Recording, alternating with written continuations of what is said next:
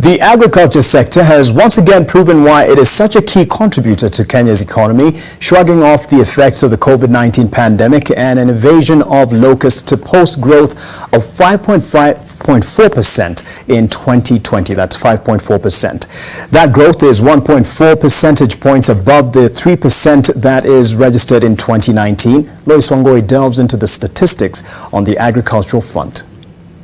Although Kenya's economy contracted by 0.3% last year, the minimal contraction may have largely been contributed to by the resilience of the agricultural sector. One of Kenya's foremost cash crop, tea, was at the vanguard of the robust performance of the agricultural sector.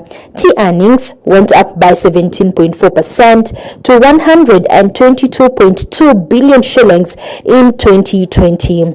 The sweet story for tea farmers came about due to the receipt of adequate rainfall in tea growing areas. Tea production increased by a huge amount of 24.1% from 458,458.8 thousand tons in 2019 to 569.5 thousand tons in 2020.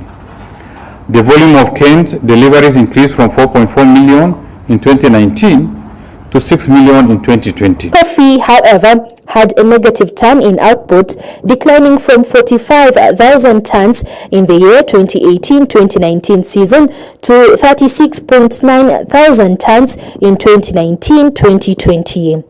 Earnings from coffee backed the dip in volume to increase from 10.8 billion shillings in 2020 compared to 10.2 billion shillings in 2019.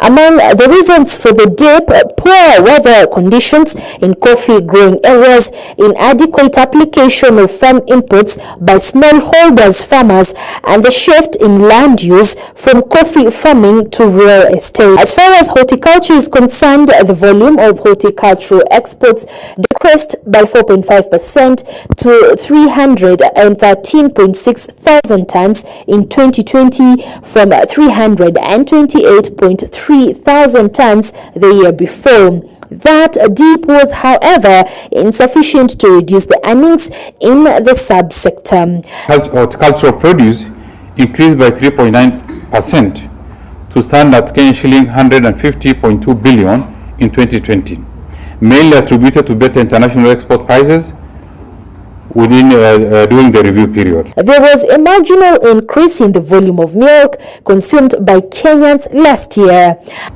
Milk production increased from 668 million liters in 2019 to 682 million liters in 2020. In the sector of environment and natural resources, the fisheries subsector registered a slight improvement in performance in the review period, with the total value of fish landed increasing from shilling 23.6 billion in 2019 to shilling 26.2 billion. Overall, the value of marketed agricultural produce in 2020 increased by 9.3% from 466.3 billion shillings in 2019 to 509.7 billion shillings. Lois Wangoi, NTV Business, Eldoret.